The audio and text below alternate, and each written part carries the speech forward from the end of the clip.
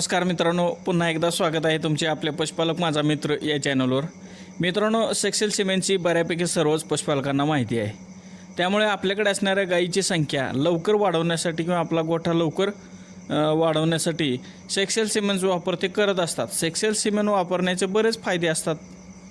जसे की आपण आपल्या गावामध्ये आपल्या गोठ्यामध्ये बाहेर देशातील ब्रीड डेव्हलप करू शकतो. त्या लोकांनी हे ब्रीड तयार करण्यासाठी 8 ते 10 वर्ष लागलेले असतात त्यांना, आणि ते आपण एका वर्षात आपल्या गोठ्यात तयार करू शकतो. हा अगदी चांगला फायदा किंवा मोठा फायदा म्हणायला काय हरकत नाही. त्याचबरोबर कोणत्याही आजाराचा शिरकाव यांना नसतो, कारण ते हे सेमेन हे लॅबमध्ये टेस्टेड केलेले असते. त्याचबरोबर सेक्सेल सिमेंटच्या वापराने डेस्टो किंवा होण्याचे प्रमाण खूपच कमी असते. म्हणजे गाईची डिलिव्हरी होत असताना वासरू अडवण्याचा जो प्रकार असतो तो यामध्ये खूप कमी असतो, कारण कालवड आपल्याला त्या गायीला कालवडच होणार असते. खोंडापेक्षा किंवा पाड्यापेक्षा वजनाने कालवड ही कमीच असते. मित्रांनो, आता मेन पॉईंट म्हणजे मेन मुद्दाच तुम्हाला सांगतो. म्हणजे आपण ज्यावेळेस आपल्या गायीला हे सेक्सेल सिमेंट वापरतो त्यावेळेस त्याचा जो कन्सप्शन रेट असतो हा कसा वाढवायचा याची माहिती मी तुम्हाला सांगतो. तर सर्वात पहिला पॉईंट जो आहे तर तो आहे की ज्यावेळेस गाईला सेक्सेल सिमेंट आपण भरवतो किंवा सेमेन भरवण्यापूर्वी आपले डॉक्टर काय करतात की सेमेन हे पाण्यामध्ये टाकतात, आणि ज्या पाण्यामध्ये ते सिमेंट टाकतात त्या पाण्याचे तापमान 37°C असते.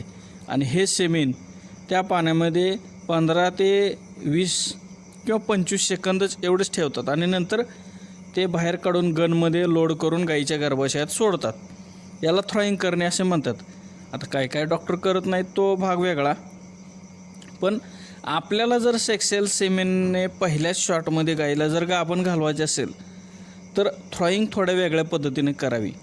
ती कशी करावी ते मी तुम्हाला सांगणार आहे, कारण आम्ही हा प्रयोग सेक्सेल सिमेंट वापरताना करतो, त्यामुळे हा टेस्टेड प्रयोग आहे. मित्रांनो, सेक्सेल सिमेंटचे थ्रॉईंग करत असताना पाण्याचे टेम्परेचर आहे 37°C ठेवायचे, हे बरोबर आहे.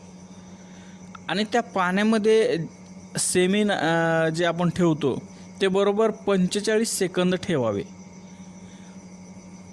20 ते 25 सेकंद नाही, बरोबर 45 सेकंद ते 37°C पाण्याच्या तापमानामध्ये ते ठेवावे, आणि नंतर बाहेर काढून कोरड्या कपड्याने स्वच्छ करून गनमध्ये लोड करावे, नंतर गाईच्या गर्भाशयात सोडावे. या प्रकारे थ्रॉईंग आपण आपल्या डॉक्टरांना करण्यास सांगावे. हा झाला पहिला मुद्दा. आता दुसरा पॉईंट तुम्हाला सांगतो. हा पॉईंट खूप महत्त्वाचा आहे.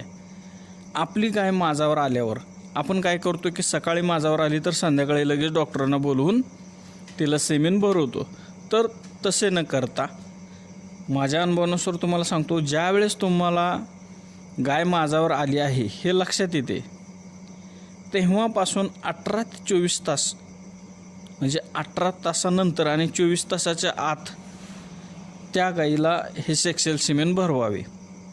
या टायमिंगमध्ये गाईला भरवले तर गाय 100% गाभण राहत असते. गाय माझावर आल्यानंतर 18 ते 24 तासाच्या दरम्यानच का भरवायची तुम्हाला सांगतो, कारण आम्ही आमच्या गोठ्यामध्ये ऑलप्लेक्स कंपनीचे सेन्सर बसवले आहे. त्यामुळे त्याची माहिती अशी आहे की गाय माझावर आल्यानंतर 18 ते 24 तासाच्या आत आपण तिला भरवायचं आहे.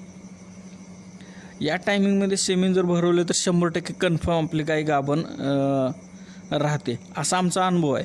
कारण काय होते की या काळामध्ये गाय आपले स्त्रीबीज हे सोडत असते, आणि त्याच वेळेस जर आपण सिमेंट सोडले, हे सेक्सेल सिमेंट सोडले, तर त्यामध्ये स्पर्म तिच्या गर्भाशयात सोडले तर तिचा स्त्रीबीजाचे आणि आपण सोडलेल्या सेमेनच्या वीर्यामधील शुक्राणूचे अगदी सहजपणे मिलन होते आणि आपल्या गाईची गर्भधारणा सफल होते. हा अगदी महत्त्वाचा पॉईंट आहे. याची बऱ्याच जणांना कदाचित माहिती नसेल. पशुपालक मित्रांनो, या सेक्सेल सिमेंटचा आणखीन कन्सप्शन रेट जर तुम्हाला वाढवायचा असेल तर गाय भरवण्याआधी त्या गाईला रिसेप्टाल या नावाचे एक इंजेक्शन येते, ते 5 मिली द्यायचे आहे, किंवा गायनारेचे हे इंजेक्शन तुम्ही देऊ शकता. या दोन्हीपैकी एका इंजेक्शनचा वापर सेक्सेल सिमेंट देण्या अगोदर म्हणजे तुम्ही ज्यावेळेस सेमेन देणार आहात त्याच्या अगोदर 4 ते 5 तास हे इंजेक्शन आपल्याला द्यायचे आहे. आता हे इंजेक्शन दिल्याने काय होते की खरं तर नॉर्मल नैसर्गिकरित्या गाय माझ्यावर आल्यानंतर एकच स्त्रीबीज सोडत असते, पण या इंजेक्शनने काय होते की मल्टिपल ओव्ह्युलेशन होते, म्हणजे स्त्रीबीज सोडले जातात. म्हणजे 3 ते 4 अंडी किंवा त्यापेक्षा जास्त स्त्रीबीज ती गाय सोडत असते. त्यामुळे काय होते की गर्भधारणा होण्याचे जे चान्सेस असतात ते जे वाढत असतात, त्यामुळे गाय लगेच आपली गाभण राहू शकते. म्हणून सेक्सेल सिमेनचा वापर करत असताना गायनरीज किंवा रिसेप्टाल या दोन्हीपैकी एका इंजेक्शनचा वापर करावा, हे आपल्या फायद्याचे ठरते. मित्रांनो, खरं तर सेक्सेल सिमेनची किंमत खूप जास्त असतात, त्यामुळे आपल्याला सारखे सेक्सेल सिमेन वापरणे खूप खर्चिक होत असते. कारण याचा कन्सप्शन रेट फक्त 30 ते 33% एवढाच असतो. त्यामुळे शक्यतो आपण हे सेक्सेल सिमेन असते याचा वापर पहिलारू कालवडीवरच करावा. कारण या पहिलारू कालवडीचे गर्भाशय फ्रेश असते, त्याच्यामध्ये कसलेच इन्फेक्शन नसते. त्या मानाने गाई काय असते की इन्फेक्शन असू शकते, कारण तिची डिलिव्हरी झालेली असते. एखाद्या वेळेस थोडी इन्फेक्शन असू शकते. म्हणून आपण शक्यतो कालवडीलाच सेक्सेल सिमेन वापरावे.